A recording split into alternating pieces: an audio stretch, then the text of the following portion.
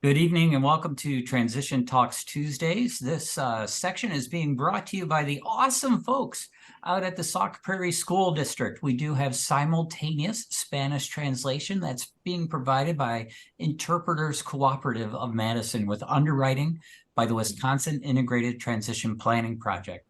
Tonight, I guess the best way to describe it is we're going to do all things Sauk Prairie School District. So, and Ho-Chunk Nation. And I'm so excited because usually, I mean, y'all know if you've listened to these before, I pretty much have done this 5 or 6 times. I have no idea what we're going to talk about tonight. I am so excited. ADRC, DVR, I've heard before. Healthcare transition, I do. Got it. But Ho-Chunk Nation and Sauk Prairie School District, I know nothing. So I'm going to mute myself. Liz is going to introduce herself. At the same time, I'm going to start sharing my screen with the PowerPoint first. Sounds great. And then we will get going with Liz and her special guest all scrunched together in front of the computer. I love it. Thank you so much, Liz. Go ahead, please. Well, we thank everybody for being here tonight. I have Sherrie Murkala, who is our CBEL or Program Beyond 18 teacher, and then Chuck Murphree, who is another one of our Beyond 18 instructors who works with our Project Search program. And this year, he is also working with our Sauk Prairie Works program, which is a new program for us this year. There's a big black square in the middle there, Tim. Do you see it? There we go. Thanks. And then we also have Katie Funmaker from the Ho-Chunk Nation, and she'll be speaking in just a little bit. Next slide, please.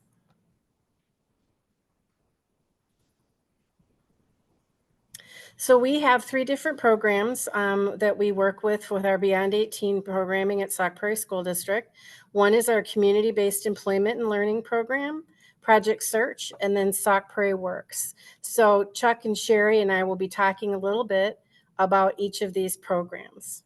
Next slide, please. So I'm going to let Sherrie talk a little bit about our CBEL program. Hi, I am the teacher for the 18 to 21 program called CBEL, Community-Based Employment and Learning. And this program is based in the community center in Sauk City. And in order to be part of the program, you have to be between the ages of 18 and 21 and part of Sauk Prairie School District. You also have to meet the academic requirements for graduation. And it's also an IEP team decision. For the program, we do lots of community involvement, and it's based on the IEP goals. So it's driven by those IEP goals. We do daily living skills. I go with students to help develop those post-secondary education readiness skills. So we go visit different colleges in the area and help them get acclimated to the supports that they have on college, on the college campus. We also do vocational skills development. So we help develop different job sites in the community and do the job coaching with them, and then eventually start fading that away. We work on social skills instruction. So we have, for example, right now we do once a month, we meet with a large group of different school districts and get together and develop working on those skills with other students. So those are from other districts that have 18 to 21 programs? Yes. Okay. Thank you. Mm-hmm. And we do recreational leisure exposure. So we do different activities such as bowling, going down to UW-Madison College. We've gone to different parks in the area. So getting the students involved and getting to know the community and area and things that they can participate in. And a lot of communication skills as well. We have a flexible schedule, and the time is based upon the needs. So depending on what the student needs, I've had students that have been there for an hour a week up to several hours throughout the week and several days. And we assist with agency coordination and referrals too, so like DVR and ADRC. And we coordinate day service, help with coordination with day services to those need some adult support. Yeah, for those who might have more support needs in the adult world, then we help to kind of coordinate to other agencies that they may be working with once they're done working with our school district. So then I'll let Chuck talk a little bit about Project Search. All right. Hi, my name is Chuck Murphree. I'm the Project Search instructor. Sauk Prairie Works this year instructor. We are based at Wellspring in Prairie du Sac, which is the old hospital. Our interns, when they come in, they need to meet the high school requirements for graduation. And there is an IEP team that places them. And for that, for Project Search, students are typically ages 18 to 24, and they do come from different districts. So we've had different districts all over the area that provide transportation for students to come into the classroom. And then from the classroom, we do provide transportation up to the hospital. The IEP goal is driven with vocational emphasis on the vocational skill development, internships and job readiness, and also community integrated employment. The daily schedule for us is we start our class typically from 8 until about 8:45, 8:50, and then we go up to the hospital here at Sauk Prairie Hospital, and we work from 9 o'clock until approximately 2 o'clock. And then we come back to the classroom and finish up our day at 2:30. We do follow the Sauk Prairie School District calendar. And so we follow all the different days off for Sauk Prairie School District. If there's stuff like snow days and things like that for various areas, since we do have students coming in from different areas, they do follow their own snow days, but they also follow Sauk Prairie School District. With that, they must be eligible for DVR services, and there are many, some of our students have long-term supports as well. We want it to be about 80% of our interns having long-term support eligibility, simply because for some students, they may continue to need job coaching past what DVR provides once they've been placed in a job. And so long-term supports then can continue to follow up with job coaching if needed. And so the school district provides the instructor, which is me. So I am a contract teacher with the Sauk Prairie School District. DVR, however, they pay for supported employment and having a job coach available. And also with long-term supports, and districts will pay for tuition for that.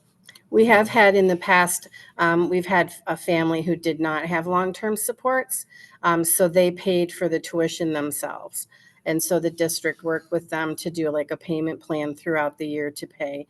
They really wanted their young adult to participate in the program, but the student was not eligible for long-term support. So they were able to pay privately. And they kind of looked at it as they'd been saving for their young adults tuition for college. So they used that money to as the tuition for the program instead. Next slide, please. I'll let Sherrie go ahead here.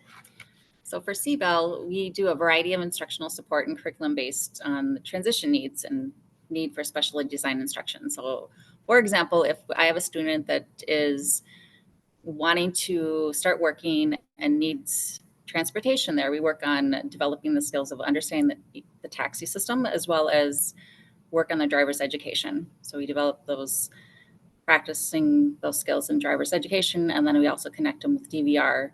So once they pass their test with me, then they work with DVR and get that support for behind the wheel instruction. Yeah, because a lot of times a barrier to employment is transportation. So DVR can then help fund the behind the wheel practice in addition to what the parents or the family might be able to do. So that's been nice to kind of dovetail those two things together. And I have to say, Sherry's done a wonderful job with all of our students who have wanted to get their driver's licenses. They all have.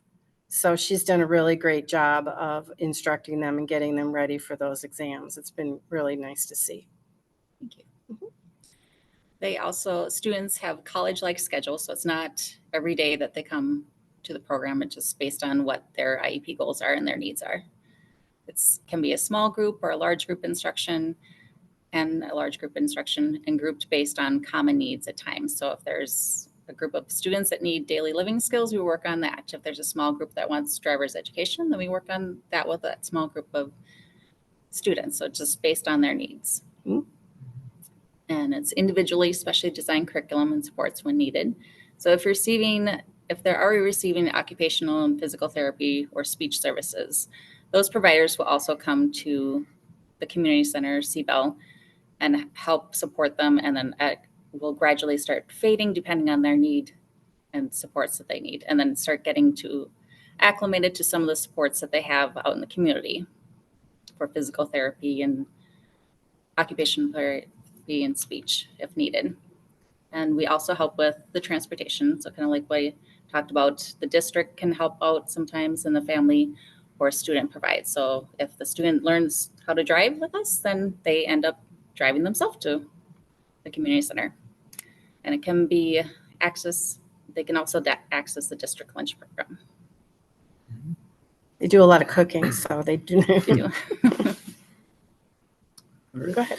All right. With Project Search, there is a curriculum that teachers throughout the nation actually got together and made for Project Search. And so it's a nice resource to be able to use.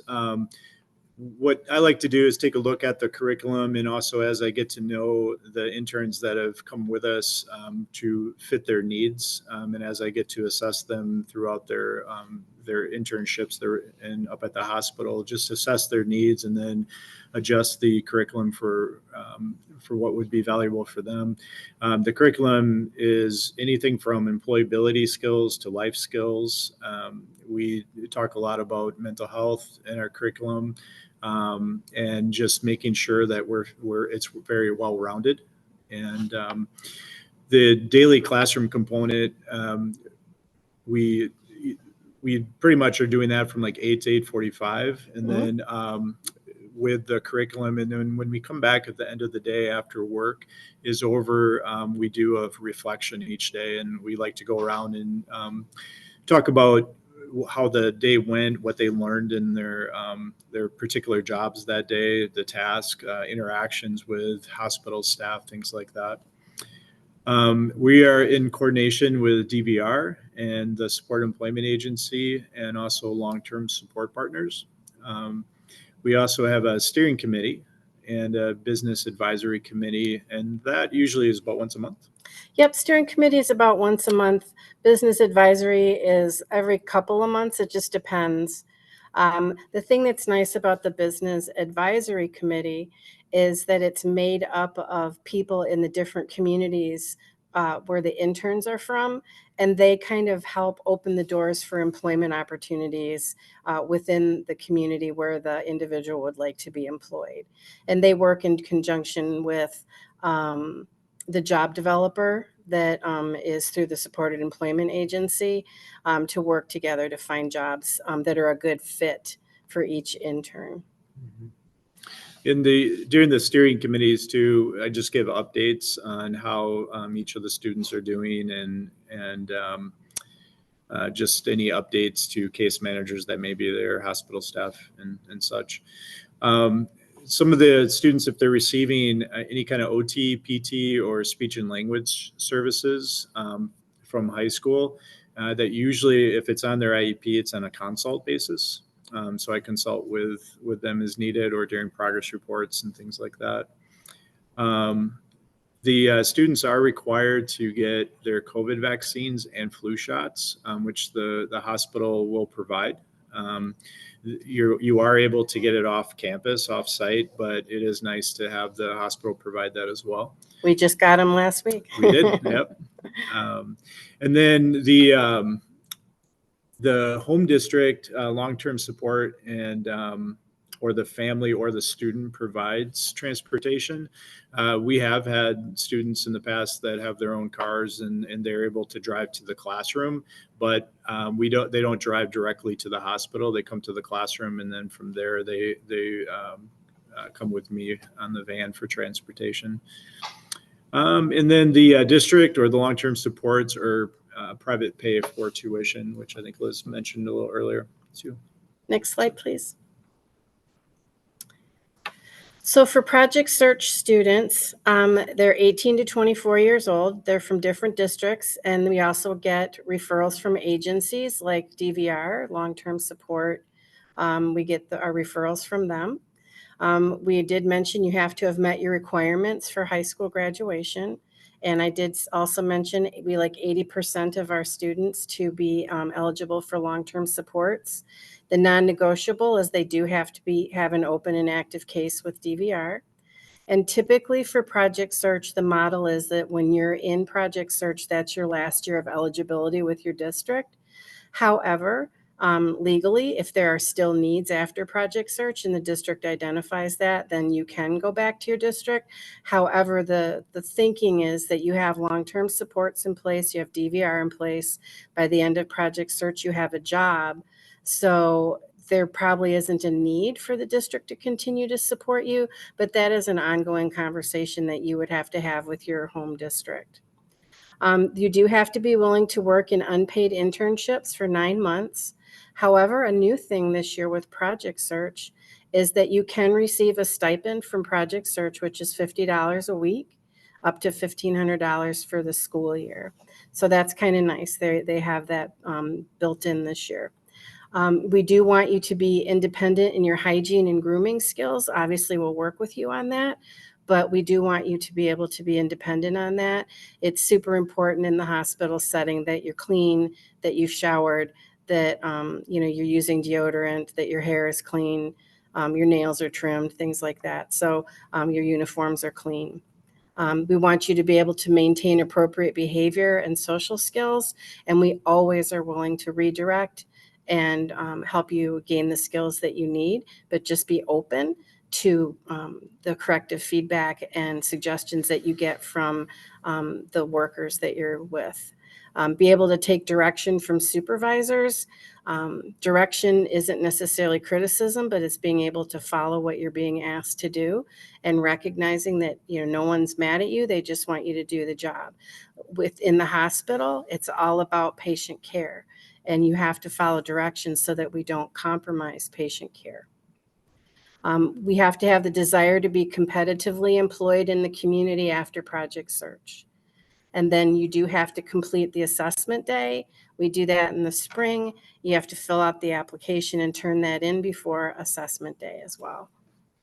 Next slide, please. I'm going to let Chuck talk a little bit about some of the departments that we are in at the hospital. All right. We do have departments in human resources where the workers will do various office type duties and help out some of the either the HR assistants, recruiters, admin assistants there. Administration in the building as well. I actually recently talked to the CFO there, and they may be interested in having somebody come into their department as well to do some office type work. The emergency room is one of the places where a lot of our workers love to be. It's very busy, as you can imagine sometimes, but they learn a variety of different skills while they're in there. And the staff in there is very, very helpful. And so in there, they do, different things like sanitizing some of the equipment that's needed. We've had interns in the past that have helped clean some of the rooms and also help make them back up for the next patient to come in. And just various duties like that, cleaning up the EMS room as far as like sanitation goes, and making sure that inventory is available. So they help out with that as well. The operating room is another area that we're in. And I'll admit, when I first went into the operating room, it was a little intimidating because I felt like I wasn't supposed to be back there. However, it's a very good area to have an internship in. They're very supportive, but we're doing so many different tasks while we're in there, and interns are learning a lot of different skills, from cleaning some of the containers and filters that some of the operating tools or instruments are used in. Also just making sure that inventory is ready for the nurses, for the surgeons. When we're not there, they can tell. Yeah. And so they really love it when we're back after summer break or holiday breaks and stuff. And there's just a variety of things, making sure that that there's patient needs being met, as far as like having blanket warmers for when patients are being brought back from surgeries and things like that. Physical therapy, which is located in Wellspring right now. There again, they make sure that the inventory is up to date, that there's some sanitizing, as you can imagine, being done there as well with working with patients. And they also will do some clerical work for some of the admin assistants that are working for physical therapy. The fitness center is also in Wellspring, which is right above where physical therapy is. And again, the fitness center is really about making sure there's sanitation going on. They have a greeting area at the front where we can have interns working there as well, doing some of the office duties of that area. And you might be familiar too with the fitness center. Mhm. Yep. Housekeeping is another area that The big green machine is very popular to use. Yep. We some of the duties that are there, we have using like the dust mops, dry mops to clean the floors, and also using the scrubber, the big device that looks like a Zamboni that goes through the hallways. And it's a job that needs to be done, because a lot of times, again, when we're not there, the floors don't get done, and a lot of the workers can tell. And being a hospital, they really need to keep it clean. So it's something they really appreciate. But housekeeping also has gotten involved with cleaning some of the public restrooms that are there, and going into some of the patient rooms and acute care and helping out if needed, and learning some of those as well, and making up a room and sanitizing those, and resupplying all of the nurse servers for the Mhm. nurses for bedding and all that. Mhm. It's really important. Yep. And intensive care unit, that's more like, it's called acute care. They're kind of combined now, but acute care and intensive care, they're sort of in the same area. And again, it's making sure that the inventory is ready for the CNAs and for the nurses, which is very important, that patients have what they need, because those areas are where some patients come in either when they're sick or they're healing, or after surgeries, and they might be there for extended days as well. So it's an important area, to keep very quiet and very calm in that area. But we also stock a lot of the nurse servers there and make sure the inventory is up to date. And then there's also some of the patient paperwork for when they're being discharged that we also do as well, and just making sure that the folders and everything's up to date for patients. And so let's see, Central Supply. Central Supply is very busy. That's where the entire hospital gets all of their inventory from. And so we've each rotation, we've had interns in there as well. And they're doing a lot of checking the barcodes. They're checking to make sure that as they open up the inventory, that they're putting it away in the proper area. So we teach them, one, how to read the labels, but we're also helping, modify some of that with tags if we need to. So it's being placed in the right areas. But that's a very busy area. And one of the things that interns do as well is they get to go and deliver some of the supply around the hospital, which they really like, because then they get to interact with many different departments. I like that too. The pharmacy is another place that they do many different things in there, as far as actually helping out with getting some of the inventory ready for the pharmacist to be able to add in all the medication and things like that, keeping it sanitary in there as well. They get the McKesson order that comes in, and they'll break it down. They might scan stuff into the computer, put things away in the right drawers, the vials, all those kinds of things. Mhm. The surgery center is also another busy area. It's where everybody comes in to get prepped for their surgery to go into the operating room. And what I like to tell the interns is, if they look at their roles, everything's really connected.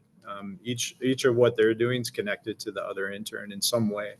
And so with surgery center, again, it's a lot of making sure that nurses and CNAs have inventory, that they're supplied with the linens that they need, and just all the things that they need for them to help prep patients and get them ready for their surgeries. With maintenance, I just actually talked today to the maintenance supervisor, and maintenance used to be more at Wellspring. It's not there anymore. They're looking at the hospital to maintenance does everything from fix the floor scrubber that always breaks in housekeeping, to going around the building and making sure. They've been doing like a lot of things in the OR recently, and making sure that the operating rooms are up to date with what they need with lighting or heating and cooling, whatever it may be. But they do a lot of different things around the hospital. The imaging center is where like all the MRIs and the x-rays happen and everything. And our interns in there, again, are making sure that inventory is ready, that the aprons are sanitized and some of the equipment is sanitized, which is very, very important for when people come in for their imaging, but also helping out with some of the office and clerical duties that need to go out to patients. And they help a lot with that as well. And also, excuse me, getting rid of like confidential papers, because the imaging center is a big area that has a lot of confidential information. And so we help dispose of that as well. One more department. One more. Okay. And then the nutrition services, which is the cafe. The cafe is a place where they're doing everything from sanitizing tables where people eat, to food prep, washing dishes, putting away dishes, and making sure that everything is ready for when customers come in. So, okay. Next slide, please. So to get ready for CBEL and Project Search, for CBEL, you're going to want to meet with me, the transition coordinator, to discuss your post-secondary ideas. I do have a checklist. Tim, can you bring that checklist up for me? One of the things I do with families is I share a checklist with them for them to kind of go through and see what kinds of needs they and their young adult feel they still need to work on beyond high school and achieving your high school credits. So there's lots of different areas that we look at. And it all has to do with like independent living. I'll just have you scroll through a little bit, Tim. And different things for that. And then like community employment, there's different options that we talk about there. Yes, you need it. You know, you don't think maybe we should just keep a monitor on that. Interviewing skills, things like that. And then continuing to scroll. If there's things like for travel and transportation that you feel like we need to look at. We also have social communication that we look at, daily living skills. Everybody comes to us with different levels and abilities and readiness. And so we want to make sure that we're helping prepare the young adult to be as independent as they possibly can be. So we take a look at all kinds of different things that they might need to learn if they haven't been exposed to different things yet. Big piece is self-determination and self-advocacy. I've tried to stress that throughout our Transition Talk Tuesdays, how important self-advocacy is, and having your own voice, answering questions for yourself, and knowing who you are and about yourself. So that's just kind of what, in general, what that looks like. I am working on getting this translated into Spanish. So I should have that here in the next week, I'm hoping. So that we can take a look. It will be available for families who need that. Thanks, Tim.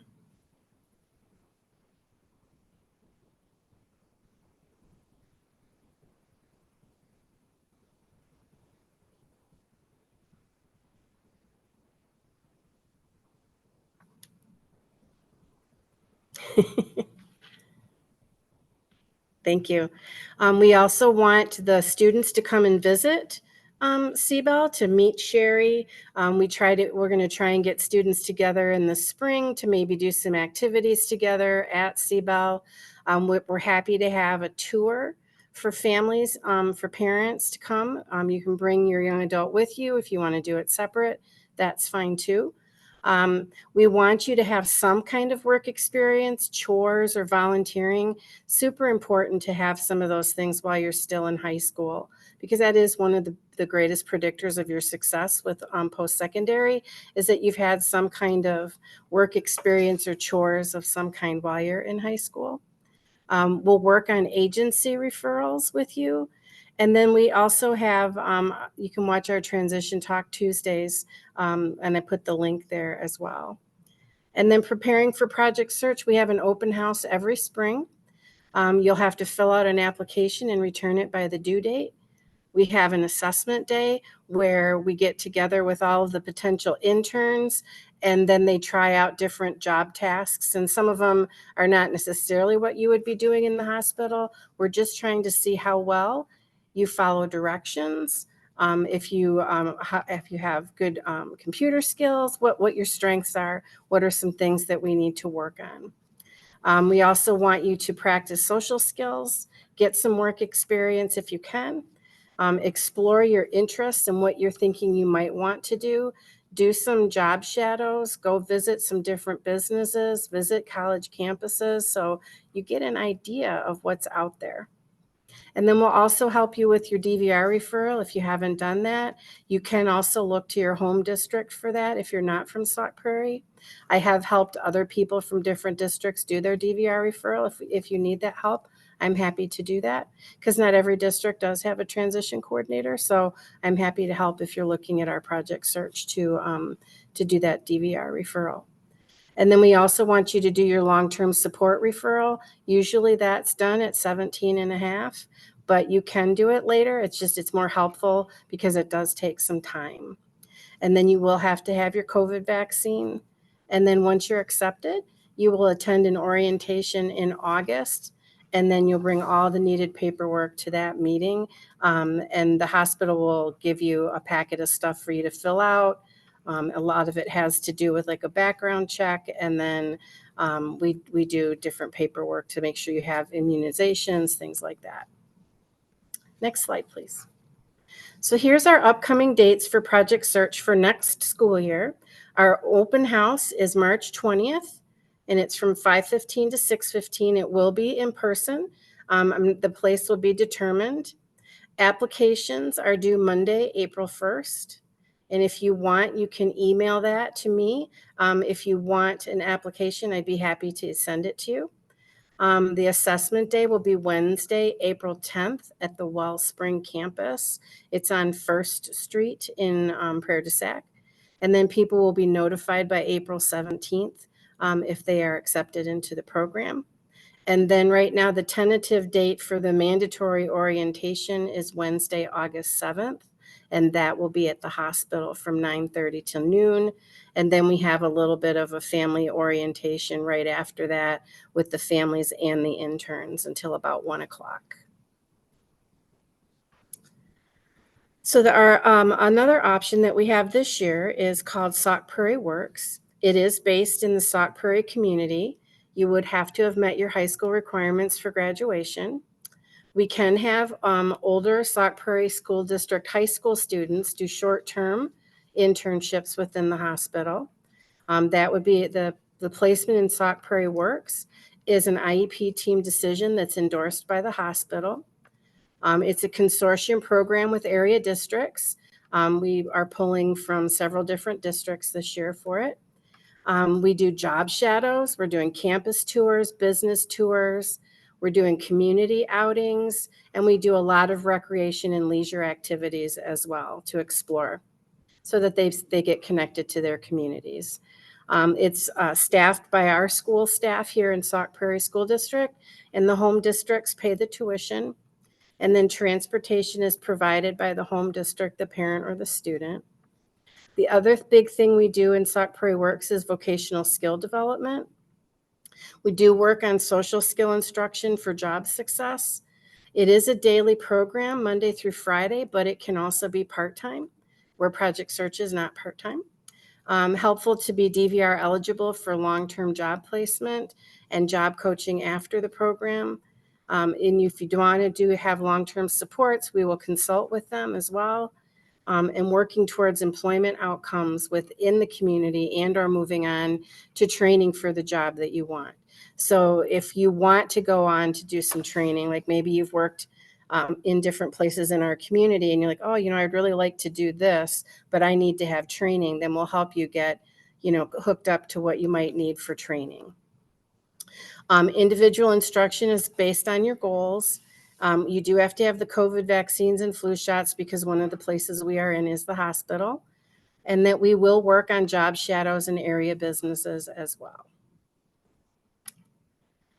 What you need to know about Beyond 18. So again, it is an IEP team placement decision and it's scheduled based upon needs. There has to be specially designed instruction needs. So there is a law called IDEA, the Individuals with Disability Education Law, and that covers students with disabilities up to the age of 21. If a student stays after high school requirements are met, then the district holds on to the student's diploma. They can still participate in graduation ceremony. They can have their graduation parties, everything like that, but their diploma gets held because if you take your diploma, your right to special education services end, according to the IDEA law.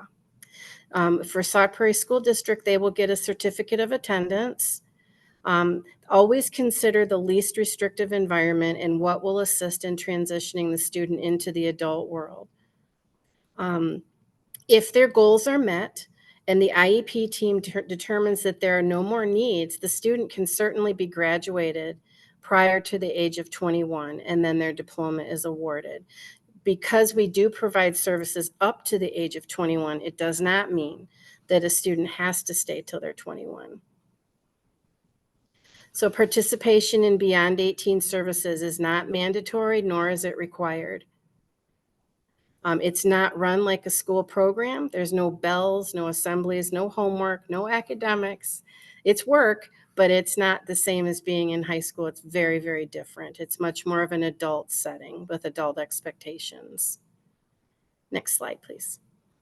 So some things to consider when you're looking at Beyond 18. So here's some questions that you should be asking yourself. What do I want to do for work? Do I want to have paid work? Do I want to volunteer?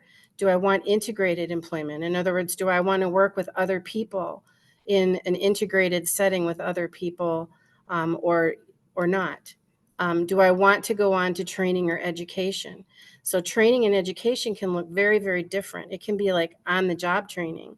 It could be certificates. You could go and get an endorsement, like maybe you're going to go into IT, but you need maybe an Excel endorsement or something like that. It could be diplomas. It could be continuing education classes or just classes for fun that you want to use to explore what your interests are. Then ask yourself, what adult skills do I need specially designed instruction for? Do I need help with communication? Do I need switches? Do I need ways to communicate in different ways? Do I need help with cooking and budgeting and cleaning and understanding what laws and rights are? Daily living skills. Tim, if you could click on that link there, there's a daily living skills checklist that I will also share to have us put on the website. So daily living skills is very different for different people. There's lots of different categories within that. It's not just, can I cook and clean? There's lots of other things that you can look at. I'll give you a second to find it if you can't.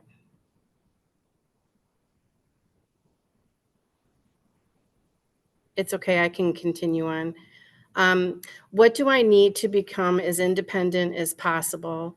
And am I a strong self-advocate and understand my disability, my strengths, and my needs?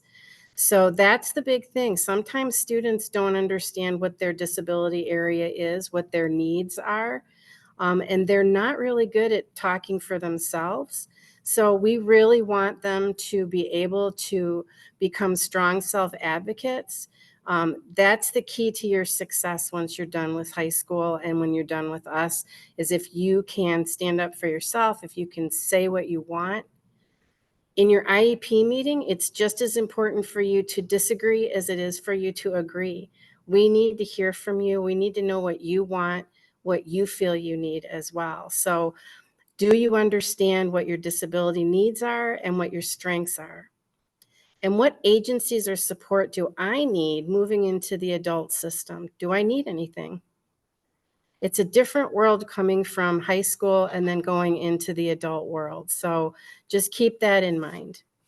And do I need help with job coaching, getting and keeping a job, filling out applications, learning my personal information? Do I know what my social security number is? Do I know what my address is, my birth date?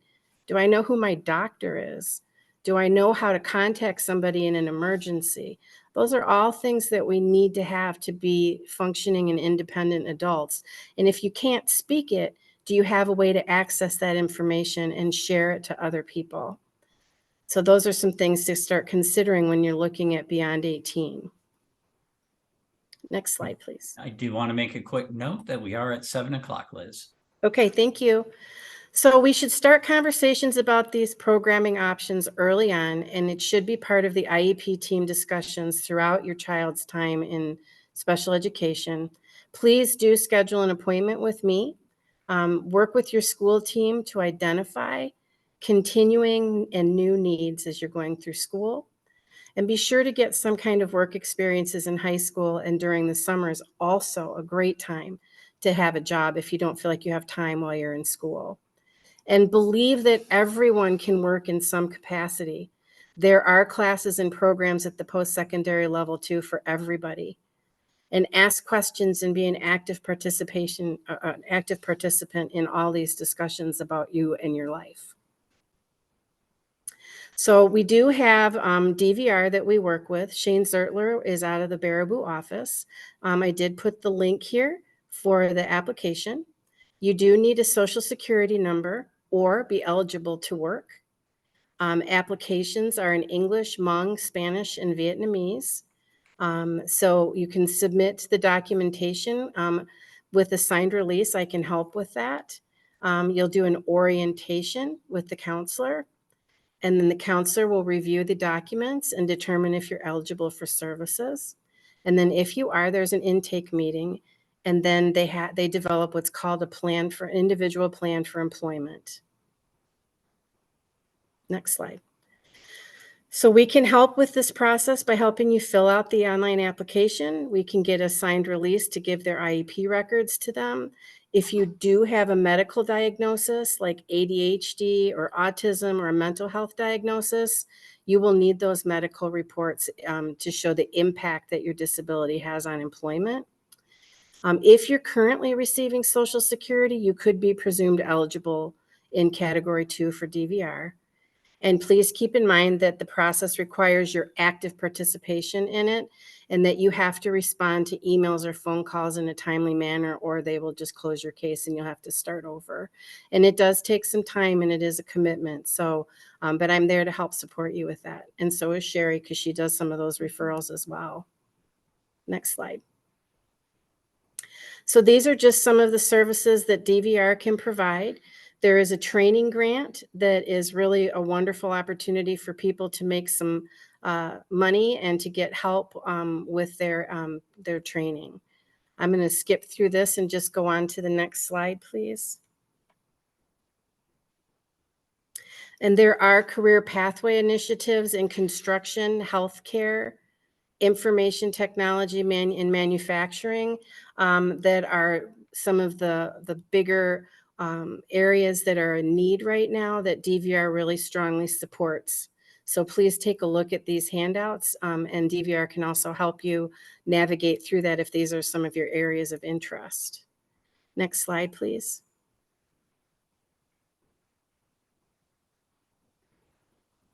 This is the DVR process chart, and you can kind of see then the first column there, it's 60 days is the timeline from the day they get the signed referral to determine eligibility.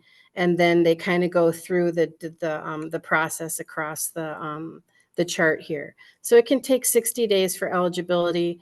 In the state of Wisconsin, it's been going a lot faster than that. And then developing the plan for employment can take up to 90 days. So just kind of keep that in mind as you move through.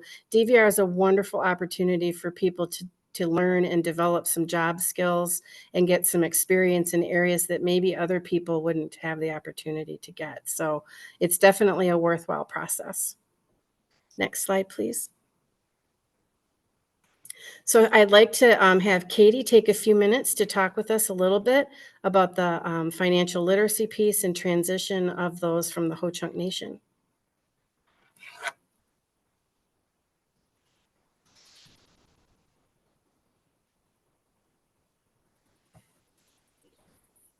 Good evening, everyone. Sounds like you guys have a great program down there. A lot of information to take in, and it looks like something that's you put a lot of work into, so good job.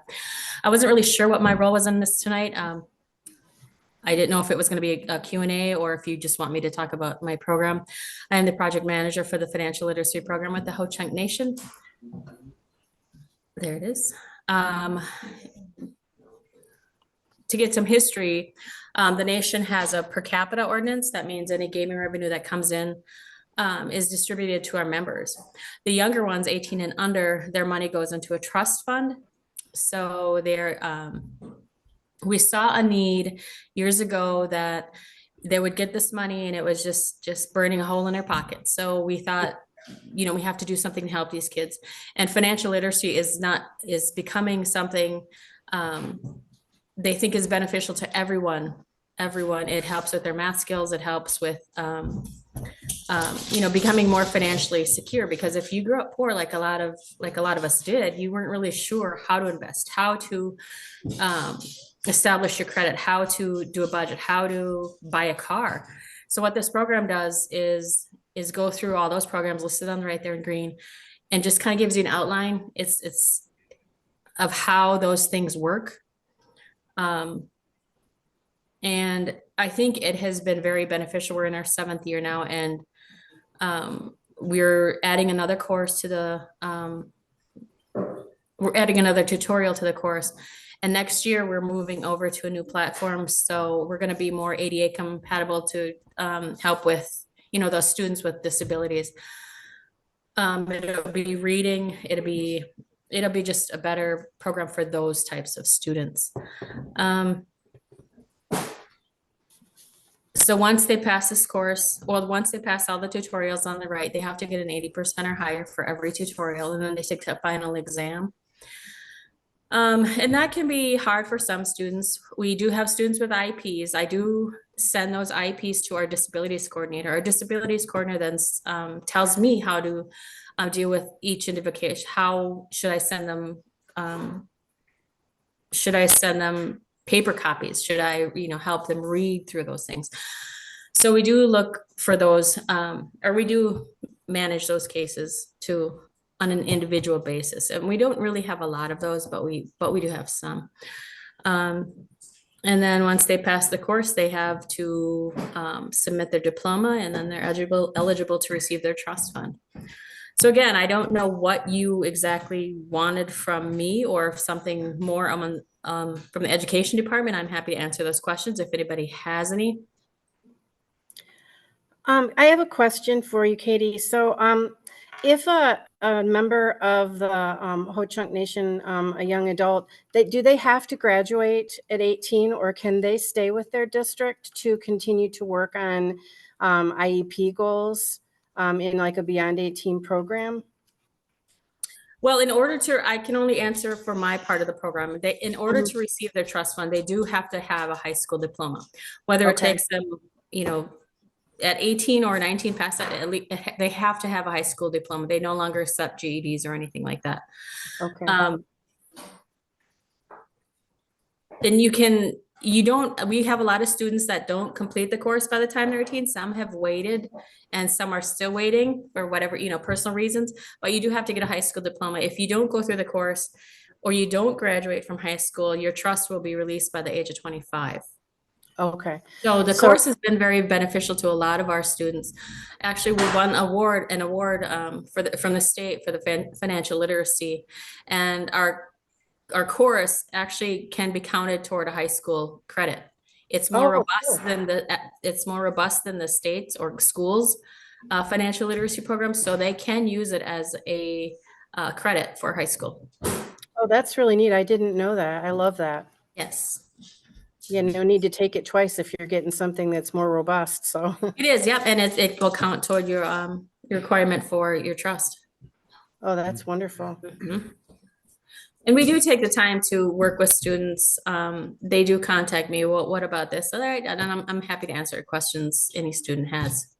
Okay. Do you know anything? In the past, I've gone up and you had like a transition fair. Do you have any transition fairs coming up this year or this spring? We haven't had any, you mean with like higher ed and that sort of stuff? Mm-hmm. We did actually have one not that long ago, actually, I'm from Black River, sorry, and that's why my message said. That's okay. It's still lightning and storming outside, so hopefully I won't be on here.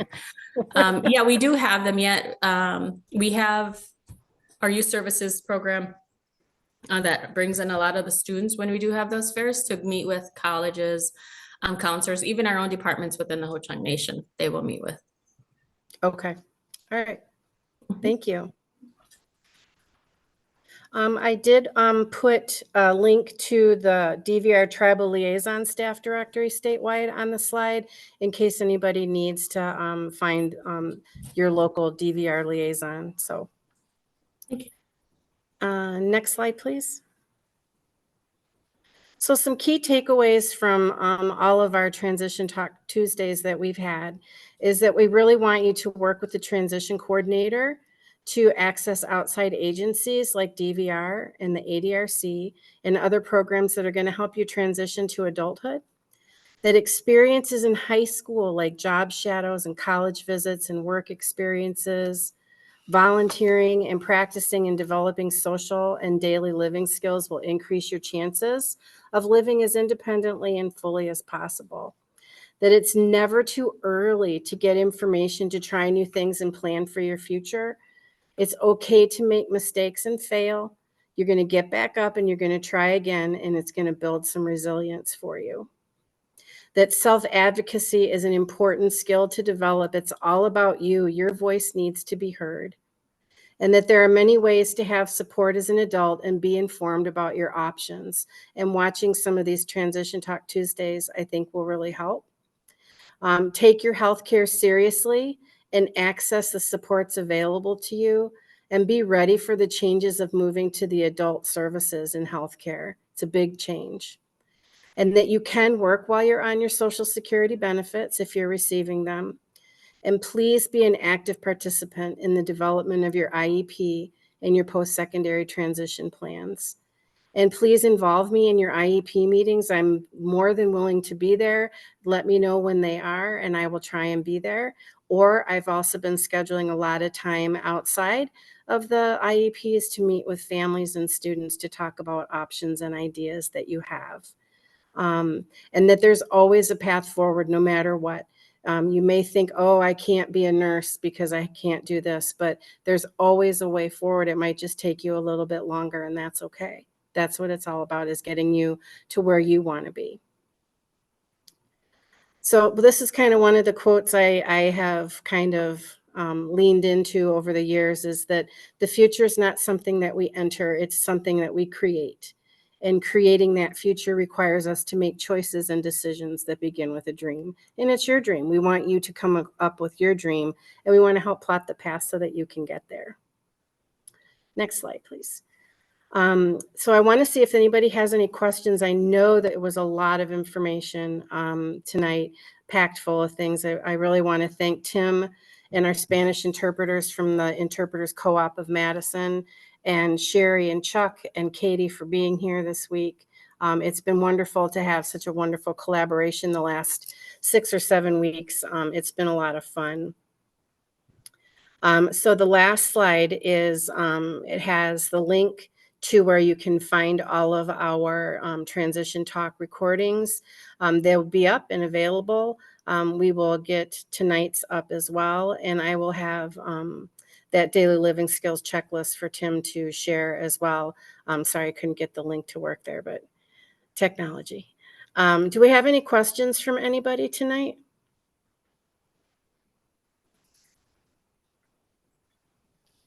Your program is available to only students in the Sauk County area, is that correct? So Project Search and Sauk Prairie Works, we pull from districts like Reedsburg, Baraboo. We've pulled from Mount Horeb. We've pulled from Wisconsin Heights, River Valley, Lodi. Wherever they're close enough to get to us, then they're more than welcome to come. Our CBEL I do know we program- have a large member, a large population in Adele's area, so that's why I was asking.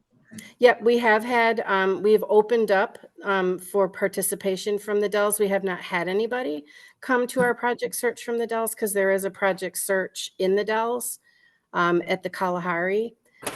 So if they use one, they probably would use the one that's in their backyard, but they are more than welcome to come and apply to our program. We take from just about anywhere as long as they're close enough to get here. We don't want somebody to have a 2-hour drive, obviously, to get here. But yeah, and our CBEL program is just for students in the Sauk Prairie School District. Thank you. Yeah, thank you. Well, Liz, correct me if I'm wrong, but every high school in Wisconsin is supposed to have something resembling the Beyond 18 program. To have that option of support, it just will look different with each school and with each district. Every district is different. Our program is 20 years old. So I started it when I came here. And every district is in different stages of how they implement it. Ours is off-site. We feel like that's the best way forward for students to move on with their same age peers, is not to be in the high school anymore, to be out in the community to access things that way. So that's our philosophy, but every district is different. But if there is a need, then and the IEP team determines that there's that need, then the district would be required to provide that need. Typically, everybody interprets it differently.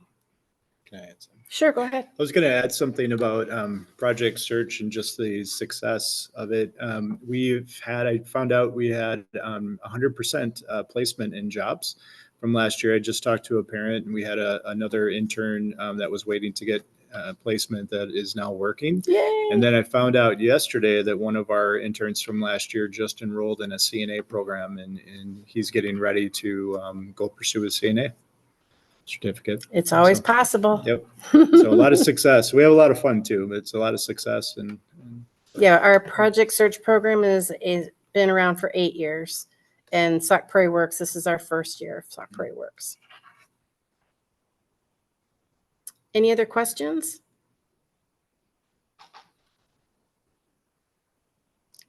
All right. I am not seeing anything in the chat.